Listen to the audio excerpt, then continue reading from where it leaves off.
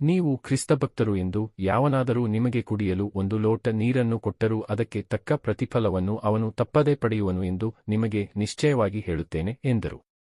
ಯೇಸುಸ್ವಾಮಿ ತಮ್ಮ ಬೋಧನೆಯನ್ನು ಮುಂದುವರಿಸುತ್ತಾ, ನನ್ನಲ್ಲಿ ವಿಶ್ವಾಸ ಇಟ್ಟಿರುವ ಈ ಚಿಕ್ಕವರಲ್ಲಿ ಒಬ್ಬನಿಗೆ ಯಾವನಾದರೂ ಪಾಪಕ್ಕೆ ಕಾರಣನಾದರೆ ಅಂಥವನ ಕೊರಳಿಗೆ ದೊಡ್ಡ ಬೀಸುಕಲ್ಲನ್ನು ಕಟ್ಟಿ ಅವನನ್ನು ಸಮುದ್ರದಲ್ಲಿ ದಬ್ಬುವುದೇ ಅವನಿಗೆ ಲೇಸು. ನಿನ್ನ ಕೈ ನಿನಗೆ ಪಾಪಕ್ಕೆ ಕಾರಣವಾದರೆ ಅದನ್ನು ಕತ್ತರಿಸಿ ಹಾಕು.